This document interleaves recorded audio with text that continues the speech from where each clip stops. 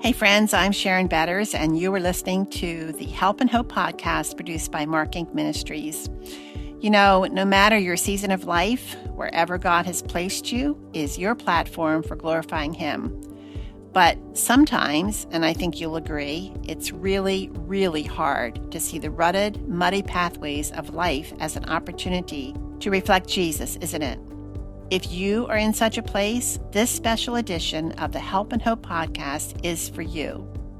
Over the summer, we held Beyond the Book Ask the Author as a free virtual live event where guests could submit questions to our guest author.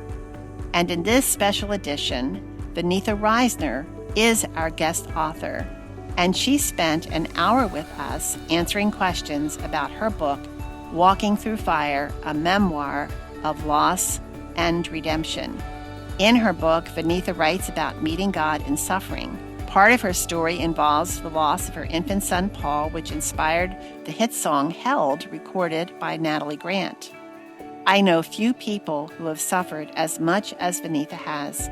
The loss of her son due to a doctor's error, childhood polio, and years of bullying, multiple hospitalizations, her husband's unfaithfulness, and an unwanted divorce, losing 4 babies through miscarriage.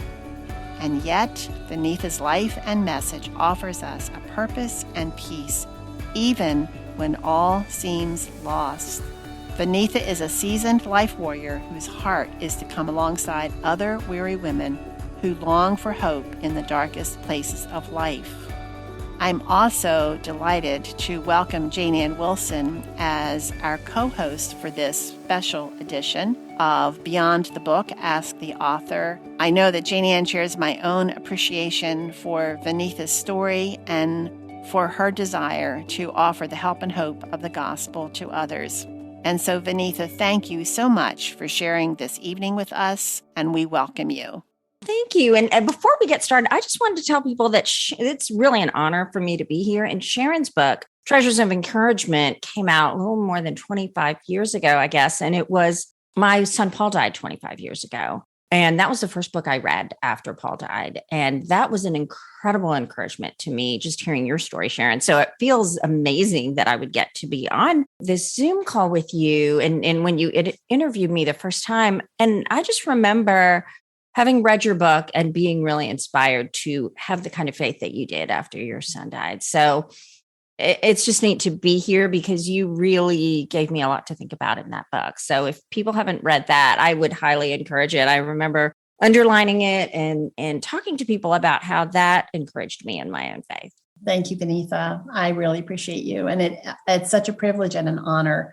She always says yes when I ask her to do anything. It's immediate. It's a yes. She's going to do it. And I know that it's often a sacrifice of praise. So I appreciate you so much, Vaneetha, and your message. And so we're going to go to speaker view. And our first question to you, Vaneetha, is you have a beautiful name, but we notice in your book that sometimes you're called Van, sometimes Vaneetha. So tell us a little bit about your name.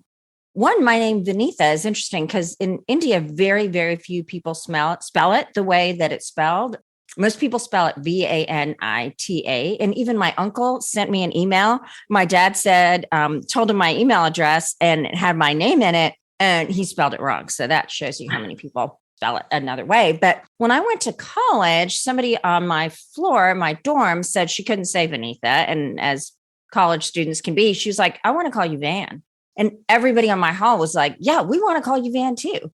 And me being the pleaser that I was, I'm like, okay, I'll be Van. And so then everybody in my hall started calling me Van. So then everybody started calling me Van. And that's what I went by from the time I was in college to when I first got married. And with my married name, sounded like a Dutch name, like Van something didn't sound right. Like Van Rendel was okay. That was my maiden name. But I ended up changing it, going back to Vaneetha after I got married and felt like I didn't need to be Van anymore. But everybody who knew me from the time I started college to the time I got married, they all called me Van, and they still do. So it's kind of funny. If somebody calls me and picks up the phone and says, hi, Van, I know when I knew them. Well, Vaneetha, I was one that couldn't put your book down. I was really stunned by how the medical community let you down. I mean, initially your own self, because of the not being diagnosed correctly as a child and the severe consequences that you've lived with to this day because of that. And then also little baby Paul's death really being the result of a doctor not telling you the right thing. And so I personally wanted to punch somebody for you, so I'm wondering how you process all of that. Has to be some bitterness, or there was some bitterness and anger or need for revenge. How do you process that? Well, it's funny with my own diagnosis, I feel like I just kind of grew up knowing that. And so it wasn't that hard for me. But with Paul's, it really was hard. And just sort of coming to terms with this was somebody's mistake. And I think that was very, very hard at the beginning. Just wanting to know what we could have done differently, I think was one of the biggest things for me. So it was not as much mad at the doctor, but like, should I have questioned that? Should I have done something? And then the doctor, and I think I talk about it in the book, they wouldn't return my calls. And I think they realized that I could sue them.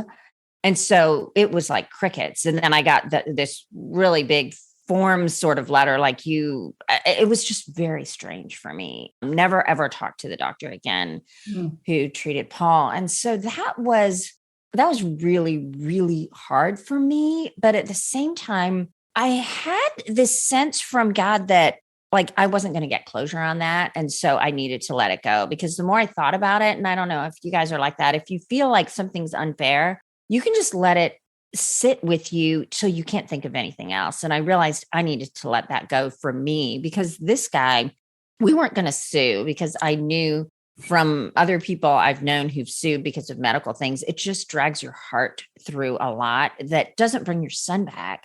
And so we had prayed about it and decided not to sue. And I thought, if we're not going to do that, then I really need to let this go. And it's so funny, because I was talking to somebody today about that whole idea of forgiveness. And I mean, it doesn't have to be for everybody here. It doesn't have to be like a son who died. I mean, there's just so many little things that people do to us all the time that we can either sort of sit with or we can release. And I find that that's true for everything I deal with. I mean, I was dealing with an insurance person, and, forgiving them was honestly pretty hard for the way they were getting upset with me recently. So yeah, it was hard, but I think it was for me, this process of saying, God, you need to take this from me. You have to help me forgive. And in the book, I talk about the fact that my ex-husband had an affair, and I had learned to forgive him through that. And I feel like once you've forgiven something, you understand the process a lot better. And so I think that was a big part of why it was easier for me, honestly, is I learned you can't rehearse it. You've got to release it, because every time you rehearse it, it goes deeper. That is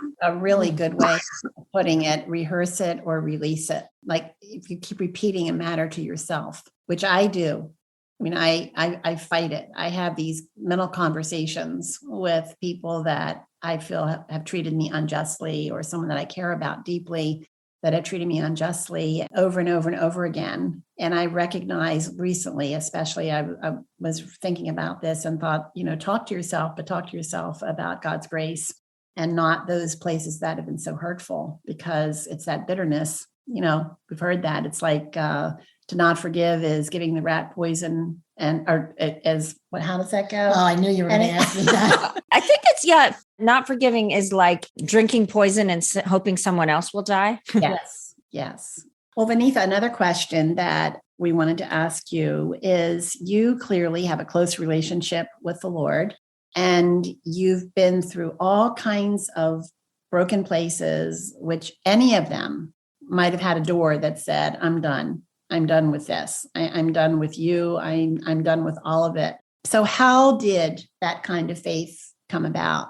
I mean, what is your foundation, and how would you advise someone who desires that kind of relationship with God, especially if they are in the middle of a really hard place? Well, in some ways, I think about what Peter said when Jesus says, are you all going to walk away too? When Jesus had a hard teaching, and Peter says, where can we go? Only you have the words of life. And so I think that was partly for me. Like, I would say I haven't considered walking away from God, but at the same time, Sharon, I have considered leaning away. which isn't saying I'm done with Christianity, I'm done with you, God, but it is, I don't want to look at you. Like, I am so hurt. I don't want to look at the person who I begged to save my son, and I begged to save my marriage, and I begged to do all these things, and they didn't happen. And so I would say I've often leaned away and thought, I don't want to be close to you, God, because that feels dangerous. And yet God keeps drawing me back. And so it really is for me this process of lament, which is being honest with God. I feel like when I try to pretend that it's all okay, sort of give God the cold shoulder, we see that in relationships. Like, if you pretend it's okay, you're not really close to somebody, but you can just kind of go through the motions, but you drift farther and farther apart. And that is really what happened to me after Paul died. But then when you are willing to say, this is hard, I need you, but I want to tell you how hard this is, and I have tons of questions, and you see that all through the Bible, that draws you back. It draws you back into a conversation and a relationship, and God gets to meet you. And I would say in every hard suffering I have had, God has met me in an extraordinary way when I've called out to him. So that's what keeps me coming back to God, is actually the gift of God's presence, and realizing maybe I'll never understand why these hard things happened, but I have God and his provision, and I can't walk away from that. I have another question, Vaneetha, that really piggybacks on that one. This mom says, I lost my only child. This will be 3 years this coming August. It feels like yesterday. Can you share at what point did you feel that God was telling you to look to him for strength when you had none? And what did you do to answer the call to cling to him? Just kind of calling out to God and being honest with him. That has always been the way back to God for me. It has never been stoicism or telling myself like, this is good for you. Now, I feel like when I go back to God, I tell myself, God tells me this is good for you, but I'm not a pull yourself up by your bootstraps and make it through. I'm going to throw yourself on Jesus and tell him how you feel and beg him for faith and beg him to give you what you need. And he will. I just don't have any strength in myself. I know without God, I would be a mess. I'd walk away. I don't know what I'd do. So, but it involves actually having to ask. I know that sounds super basic, but so often we don't ask. We don't say, I'm weak and I'm angry and I don't know what to do with all these feelings. And I don't know how to get over the death of my child. And I don't know where you are in this. Show me your goodness. Mm-hmm. And God shows up every time. I think probably part of the question from this woman is also, what do you do? Like, how long does it take you before you are finding that kind of solace with the Lord? You know, that wrestling, and I definitely resonate with that. But lamenting is turning toward the Lord rather than away from it. You might be saying the same things, with your back to him, but when you're turning toward him, to me, that's a sign of strong faith. Even though the church world even might say it's weakness to have those kinds of questions and strugglings. And I used to call it wrestling with the Lord and meeting with him, reading the scriptures every day, even though it took a long time for me to find that kind of deep rest and surrender to him. And so for you, you had so many losses like that. You said that your husband's infidelity, learning to forgive him, actually helped prepare you for next time that you would need to forgive. Would you say that would be the same about your relationship to the Lord? That when another loss hit, were you better prepared for that loss, do you think? Or, was there a pattern in your life that it was your auto response because of what you'd been through in the past? Yes, I would say that. I would say that once you've found that God is absolutely faithful when your nightmare comes true, he's going to be faithful again. Certainly it is your own wanting to pull away. I mean, it's not that, once I saw God was faithful, I didn't want to pull away, but each time I knew that Jesus was the only way I was going to find life and find my way out of it. But in terms of how long it takes as long as it takes. I mean, for someone 3 years after losing your child, like, you're going to grieve every day. You're going to, and that loss is like an amputation. You're never not going to be aware of it. So feeling pain and crying and feeling lost, like, that may happen for years, but at the same time, there can be this okay, God, I'm going to trust you and pray. And I do feel like feelings of God's presence are not this, they're not what we hang our faith on. I mean, because there are times when God feels silent and life is dark. And, sometimes I've said, you read the Bible when it feels like eating cardboard, and you pray when it feels like talking to a wall. And yet, even in the midst of that process, God comes through. But in terms of somebody saying, like, do you have a timeline? I wish I did. It just, for me, it's every day, though. It was just asking God, like, be near to me. I love that. You bring it down to something so simple, but not easy, to call out and to say, I need, and I'm thinking of the scenes in your book where you did that and the Lord met you in such personal ways. It's beautiful. So I did almost read your book in one sitting, and I resisted crying until I got near the end. And you wrote about all the people who had been there for you in different ways, seeing them all together and the community. And I just completely lost it, because that is such a powerful picture to me. But surely there are times when your community let you down. And I think of, they didn't, maybe know what to do with your grief, and they avoided you in the grocery store, or, things like that. How would you talk to a friend who is hurt and ready to give up on the church because it just doesn't feel like a safe place anymore? Yeah, I've talked to so many people who feel that way, and I get it. I mean, people do lots of things. One, they're too afraid to show up, so they don't. And they feel like you might not notice, like, oh, I didn't show up. There's a ton of people that didn't show up. But as somebody who's been a sufferer, there are people that you count on. And when they don't call or they don't show up, it's hard. But then I have a confession to make. I've been on the other side and thought, oh, I don't know what to say. I mean, you'd think I would know what to say, but I often don't know what to say. And so I think, oh, well, I don't know what to do. It's going to be awkward. I don't know what to say. So having been on both sides, I get it. It's so painful when you're going through it, but then other people aren't trying to hurt you. They just don't know what to do.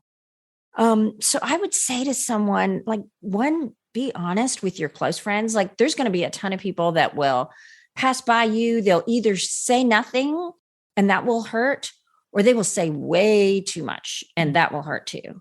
At my son's funeral, somebody came up to me, still remember a bunch of things like, don't forget, God's going to use this one day. You'll rejoice.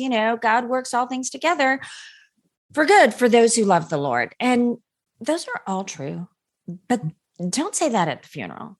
And then there's the trite, not true things like heaven needed another angel, or things that are not even true. We're not going to be angels. And so I think just talking to the people that you really care about, if they didn't show up or if they said something that was hurtful. And I say this like I do it all the time, and I struggle with confronting people. But when I say, hey, that was really hard, then somebody has the opportunity to say, you know what, I feel really bad. I didn't do that, or I'm so sorry. And that can really bring healing, because it's easier to try to stuff pain down, especially the way we've been hurt by people. But we pull away then. We just kind of feel like, oh, they're not as close as we thought. And then I think there's a lot of people that we need to just overlook and realize they don't know, they're not trying to hurt us. So I think it's just sort of balancing who that person is to you, and then just trusting God's going to bring who he needs into your life. And I'm not saying never leave a church over suffering, but I think really hard about leaving a church over suffering, because people are trying, but there are times when it's time to leave a church. So I'm not at all saying like, you got to stay in every church, even if you've been super hurt. But I think it's worth it to go and talk to people first.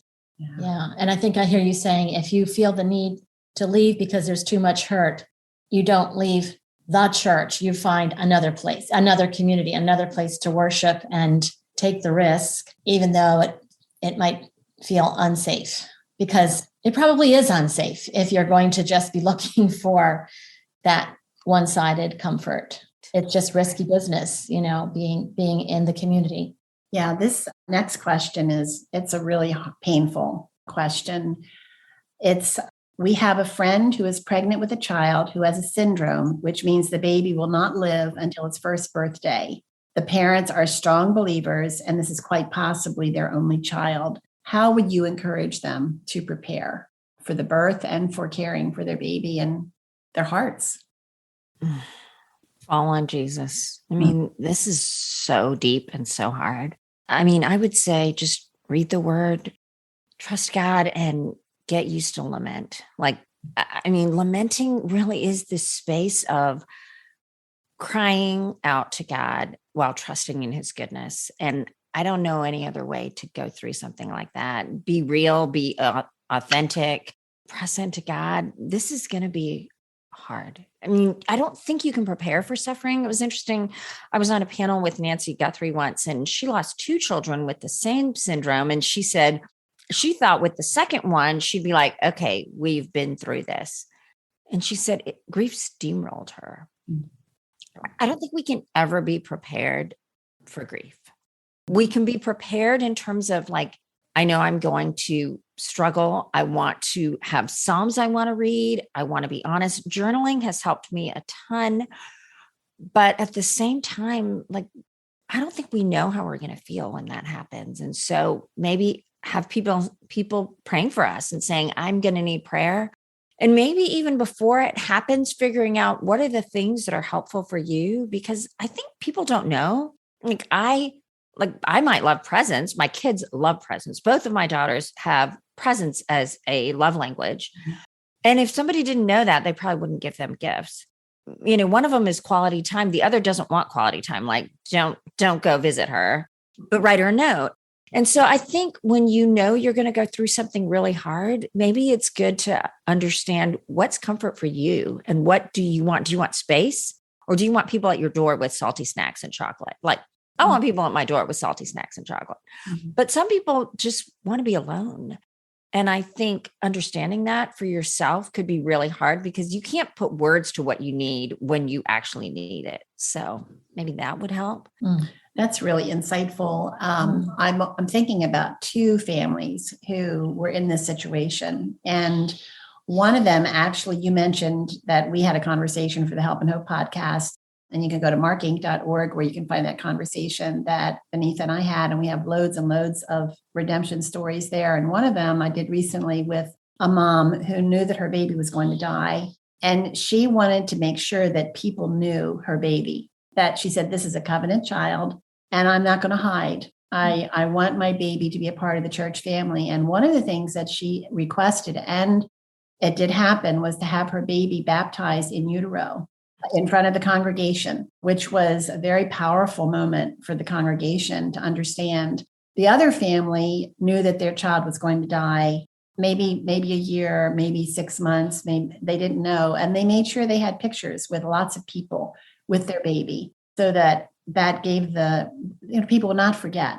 They did not, just like we don't want anyone to forget our children who we've lost, their babies are just the same as our babies. And so I think those are really 2 practical things. It was very thoughtful and intentional for those parents to do that. And, I know there might have been people who were uncomfortable with it, but it didn't matter to the mother. This was her plan and she's going to do it. And she's grateful that she did it. And I think the congregation was better for it as well. But it's unique to the person, isn't it? Yes. I mean, everybody has different things. And I think just understanding that and telling people so that they don't say thoughtless things or do things that are really uncomfortable, I think is helpful when people know. And just to piggyback on that, I would also say pick your battles because you only have so much energy for every day. And there might be someone who did something they didn't mean to, but you're really angry and hurt by it.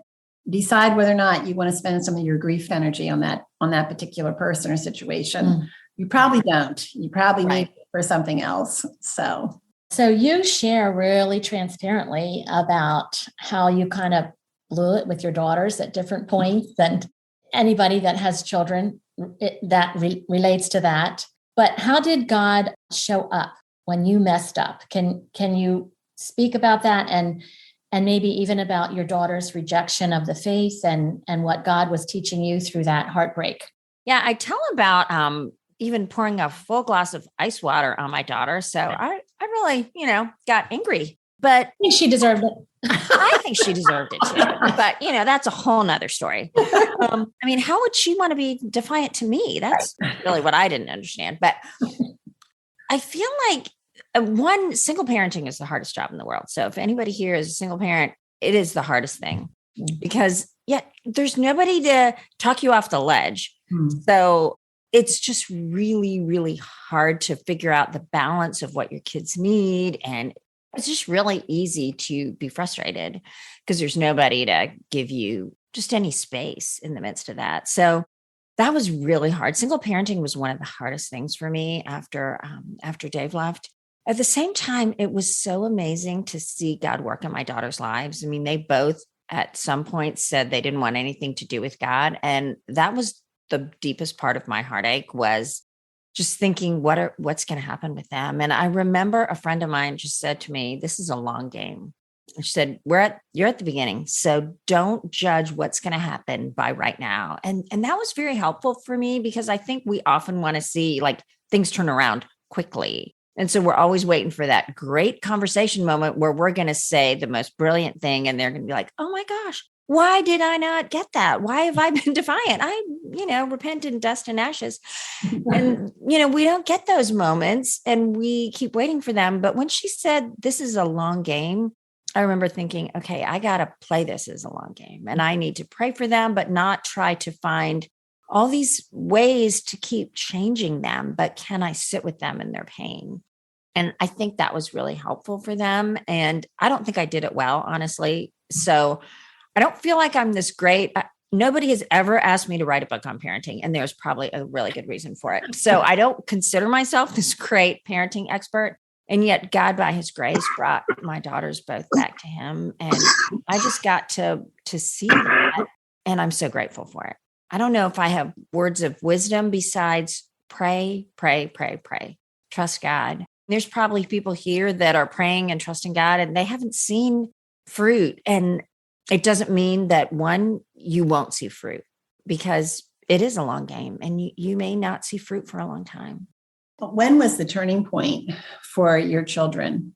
I don't know if there was one exact moment, but for my older daughter, she was involved in a camp, kind of a Christian camp that had stuff during the week as well, not just the summers. And I think just being involved in that and doing some things just had a place for her to share what was going on with other believers and counselors and stuff. And I think that was really helpful for her. And I think my younger daughter's was a little more dramatic in that she really just wanted to die. She was so desperate at the end of her rope. And she said, she just called out to God and said, I need your help. And I really saw this huge change in her after she did that. And I didn't even know that she'd done that, but she just kind of came to the end of herself and had been pretty destructive before that. So it was a really heartbreaking time in my life before that. And God was really gracious in that. I think that sometimes we forget that everybody in the home is broken. Mm-hmm. The mom is broken, the children are broken, and everybody's trying to figure out how to proceed. You're in a foreign land. You've never walked there before. You have no idea what you're supposed to be doing. And your children are too young to be grownups. And the grownups are having a hard enough time. And so then our children, they are even more messed up, I think, because they've never walked this way before either. And they don't have the equipping for this. Their brains aren't fully developed and they haven't learned how to keep their emotions under control, all of it. They have all this anger. They don't know where to throw it. So can imagine, so you went through all of that and then they were rejecting your faith, letting you know that they don't want anything to do with what you believed. What did God teach you through this heartbreaking development? What are some of the things that he taught you? Maybe just one just jumps right up. You're just in the middle of your story is what comes to mind first. I think we look at what we're in right now as sort of, this is how it's always going to be. And we forget that we're in the middle of our stories and we don't know whether we're about to turn the page and something really amazing is going to happen, Or when we turn the page, it might still be hard, but we're still just in one chapter. Mm-hmm. And I think getting that perspective has helped me a lot. I feel like I learned when I thought it was so dark, things got a lot brighter. And there are other times when I thought things were really bright and they became dark. But God is writing a good story, I would say, and just holding on to that. One of the questions that was submitted through the chat was, you were willing to go back into the darkness. Why were you willing to write this book so transparently? I mean, you just put yourself out there. And were there times where you wished that you didn't have to write, where it just got so hard that you would rather have just walked away? Yeah, I know. It's crazy. Yeah. I would tell not a million, but a lot of people, all the weird stuff I did. I think it's because I wanted people to see that God uses broken people. I think a lot of times I read these heroes of the faith and they're amazing, but I think I'm not like that. I fall, I make stupid mistakes. I hurt people and they hurt me and I hold grudges. And I just wanted people to see that sometimes the Christian life doesn't look so pretty and we all like just happy all the time. Like there's a lot of grit and doubt. And yet we serve a God who's so much bigger than our struggles. And we can take our brokenness and our sin and all of those things, and God uses it. And so that's why I wanted to write the book and be transparent, because I wanted people who are going through hard things and don't have a perfect response to feel that it doesn't mean they're not enough or that their faith isn't enough, but that they would just keep going back to God. Yeah, it's pretty clear in your book too that you're compelled by Jesus' love for you. And it came through. If I wanted to show someone what it looks like to walk with God and to live the Christian life, I could hand them your book for sure. And they would see it's messy. It's really messy, but there's an anchor through it all. And that just comes back over and over and over again in such beautiful and wonderful ways. It was very faith affirming to read it. You do write a journal. You keep a journal. How do you know what to write? How has God used that in your life? How often do you write in it? Can you tell us a little bit more about that? So I pretty much write in it every day. I'm having some trouble with my hands with post-polio, so I write less. I used to write a lot more, but I do two things. One, I usually start with sort of where am I today? What's happened yesterday? Just a few lines, sometimes just to sort of orient my mind of where did I see God yesterday? Or what are the things I'm struggling with? What are the things I'm praying for? So I'll write bullet points, a couple of sentences, like nothing really super long, unless something really hard has happened. And sometimes I'll jump right in and start trying to process that and just writing, this is how I'm feeling. This is what I'm saying. Like, and interspersing that with like, help me to see this rightly. So I'll do that. And then I use a Bible reading plan, and I have for years. And so I will flip to where I'm supposed to read for my Bible reading plan. And I usually pray and just say, God, show me something. And I feel like I go to my Bible study with expectation. Like it doesn't matter where I am expecting God to show up. And that has really changed how I read the Bible, just expecting God to show up. So I have a red pen and a black pen. And with the red pen, I'm going to write one verse at least in red based on something that I have read. And that is the exact quote from scripture. So red is always for me to quote the scripture exactly. And I kind of wait and I read and I say, okay, God, I need to know where you're going to speak to me today. And pray. And then sometimes I don't even know why, but I will write something down. I mean, I find something to write down and then I'll just interact with the Lord with it in black. And that has opened my eyes to so many things. And that's a lot of what I journal. But if I'm in a really hard place, like those years after my ex-husband left or after Paul died, a lot of it was just my feelings and thoughts. But when I'm not in a hard place, it's a lot more about what did I write and read and what is God showing me? And I think both have been really life-giving to me. Who do you write for in your journals? Somebody, when I journal and someone has said, what's going to happen to all your journals when you die? She said, her friend said she and her friend had a pact between them that they promised each other that if one died, the other one would rush over to the house and get the journals and burn them. Yeah. So I'm trying to figure that out myself, to be totally honest, because I told my sister, like, I got to show me some amazing things. So I'm like, do I want to burn them? But then do I want people to read them? No. Like, these will not be the journals of Jim Elliot, let me tell you. Right.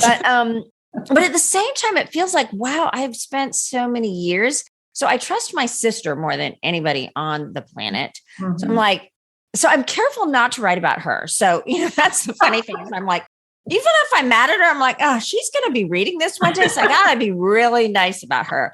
But everybody else I'm feeling like is kind of fair game, because I'm assuming she's going to filter it. And I actually realized I need to get on the good side of her daughter, because, when she dies, then maybe her daughter's going to be reading it. So I need to make sure I don't talk about her. But that's kind of what I'm thinking is maybe there's something valuable, but somebody would probably have to redact a lot of it, like they do in the court documents. So, okay, Janie, and I better stand your good side. Yeah. I mean, you just have to have that person. You just don't really write about much in the journal besides that they're so wonderful. That's probably what you need to be like. Oh, I'm so grateful for my sister. Yeah. And just go on. Yeah. It's interesting. Years ago, I realized that, oh my goodness, people might read this sometime. And so instead of writing names of people that I was upset with, I would write just like the letters or initials. And it's interesting, Vaneetha, because I've gone back and looking for something, and I'll find an entry where I was having some kind of issue, but I didn't write a whole lot of details because I didn't want to, slander anybody. I have no idea what I was writing about. I have the initials and I have the emotions, but I don't have the details of the situation. But I also have what God shared with me and what he was teaching me and how he was molding me and all of that. So I'm grateful for those that now we're having this conversation. I'm grateful for that, but I hope you won't burn yours. I'm sure that there's loads of treasures in there that God still wants to share with us. So, well, yeah, who knows? I might need to go back when I have some time and just kind of cross out the names and go with initials. There you go. It might take a while, but it might be worth it. There you go. I think sometimes we think we have to put on a good face when we are in the church, when we're, and maybe outside of the church, but as Christians, we want to put on a good face, even though we are hurting. And I have to admit to you, when Mark died, one of the things I thought was, when I was praying to God, my initial reaction was, God, I know you got something up your sleeve here. You're planning something, and people are going to expect me to be this holy woman because I'm a pastor's wife and a Bible study leader, but I'm not putting on the face. I know what the pastor's wife is supposed to look like, and I'm not wearing that face. And what you see is what you get, because I need to know that you're doing a work in me and I'm not pretending or putting it on. But I think this is a real hard place for many of us to be, is we feel that responsibility that we are supposed to always be surrendered and peaceful and, all of those things. Are we supposed to be like that? Do you think, as far as the scriptures teach us? No. I mean, I think we're supposed to be real. I mean, I think that's what the church needs more of. I think when we stifle our own pain and our own lament, we stifle the pain and lament of people around us, because they think, oh, good Christians don't do that. Mm-hmm. We need to, if we want to look holy, we need to say, oh, God is good all the time, when yes, he's good all the time, but it doesn't feel good. And I think it's a service when people are real. Honestly, I am so thankful when people say, wow, this was hard, versus, it was hard, but I just made it through and I never felt pain. Like, that's not real, I don't think. And I think that's why people get this impression of Christianity that it's kind of fake and hypocritical, because people are afraid to be themselves. Mm-hmm. And the Holy Spirit lives in us. I mean, we need to trust that. I like what you said in answer to the other question, get used to lament. It's honoring to God to lament. And it is a blessing to the community to share lament, because that's such a good point. We're stifling others from being able to enjoy that process if we act like it's not there. Mm-hmm. So how do you keep, if you do, how do you keep from using your pain as an excuse for sinful attitudes and behavior? I wouldn't say I'm 100% good at that, but because sometimes I'm like to my husband, it would be really nice if you made dinner. But I think it is a matter of going to God. I do think it is a temptation to want, for me, self-pity is probably the biggest thing, is for people to feel sorry for me and sort of to want my own glory, for people to say, oh my gosh, I can't believe all you've been through.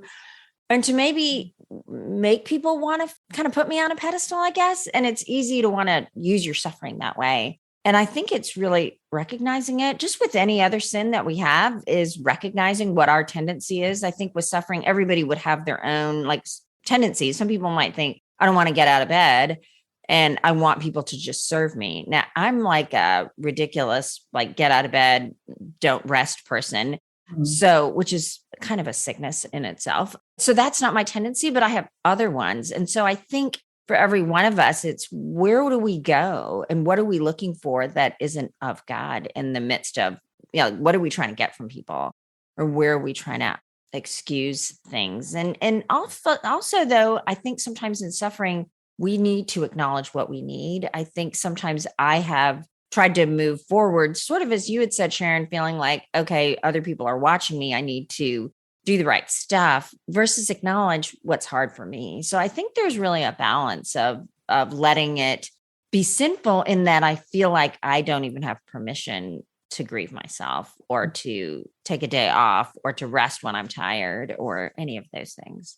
Yeah, I think it is a big temptation to sometimes use our pain, but God uses those moments as sandpaper too. If we're running to him, as you've said so many times tonight, run to the Lord, run to the Lord, and we're running to him. And we can, when we feel that irritation or that anger, or that we want to pity ourselves coming up and saying, okay, Lord, this is a moment where it seems that there's something you want me to learn here, and transfer my bitterness, anger, whatever to you. And you give me your grace. And I think it's a lifelong journey.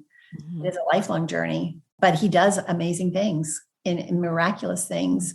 Vaneetha, we have asked all of our questions, but we're going to open this up to our friends who are here tonight, and find out if any of you would like to ask Vaneetha a question. We only have a few minutes, but since we started late, we're going to take a few minutes past 8 to see if any of you have a question or a comment that you would like to share with Vaneetha.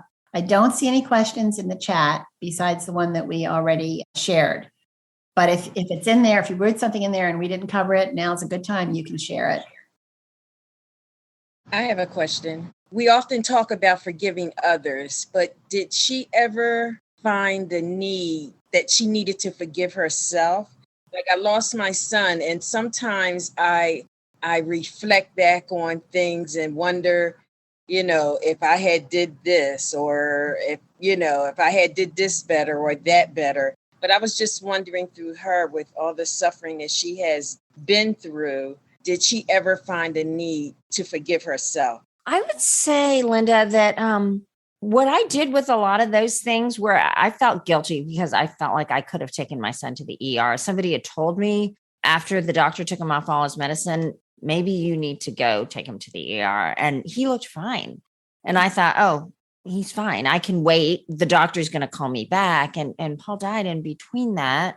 And so there was this sense of, wow, if I had done that differently, would he be alive? And that really gnawed at me for a long time. And so for me, it was just sort of writing that out and asking God to show me truth and to help me process that well, and to forgive me if I was not listening to him. So I don't know if it looked like me forgiving myself as much as just being honest with God about how hard that was, and asking God to forgive me if I did anything, but also for God to help me not to keep beating myself up over it. Just realizing that God used that. And I think so often we have regrets because I had a friend who wasn't totally sober. I let them drive, and you just feel so bad. Like, I made a decision that will impact eternity and lots of people. But I think for me, it was going to God with it. Like, I don't necessarily have a process to forgive yourself, but I do have a process of writing it out and saying, God, help me with this and forgive me for where I was wrong. Maybe not everybody, but most people that I know who lost children all go back and say, if only I had done this, if only I had done that. And I've done it. And it really is a point of surrendering, of saying, Lord, I'm going to trust you are good all the time and you are sovereign. And another scripture that really encourages me is that all of our days are written in his book before one of them came to be. That has been such a comfort to me as I think about our son, Mark, and my life. All of my days are written in his book as well. Yes, I love that, Sharon. I would totally agree with that. I mean, those are the things that give you peace, is like God's numbered our days. Vaneetha, thank you so much for sharing this evening with us. And once more, you have encouraged us with your surrender to God's love and purpose for your life and your longing to share his goodness and faithfulness with others, especially those who are hurting. Friends, if you haven't read Vaneetha's book, Walking Through Fire, be sure to order it now. I had a hard time putting it down. Sometimes tears streamed down my cheeks, not only because of the sorrow Vaneetha has experienced, but because of her clarion call that God is sovereign and we can trust him, even in the most broken places. I'm Sharon Betters, and my co-host has been Jane Ann Wilson. And we both hope you will not only get Vaneetha's book, but visit markinc.org, markinc.org, where you are going to find many more resources designed to offer the help and hope of Jesus. They're not just for those who are hurting, but they are there to encourage you to know that when those broken places come in your life, God's faithfulness will be there for you as well, and to also equip us to come alongside others who are hurting. I hope that no matter what today brings to you, that as you walk by faith, you will remember that God is sovereign and you can trust him. Thank you for listening to this Help and Hope podcast produced by Mark Inc. Ministries. Be sure to like, comment, and subscribe. Visit markinc.org, markinc.org, to find additional free resources on a variety of topics. Online counseling services are also available through Anchored Hope Biblical Counseling by visiting helpandhopenow.org. That's helpandhopenow.org. Download the Help and Hope app on your mobile device. Hope is just one click away.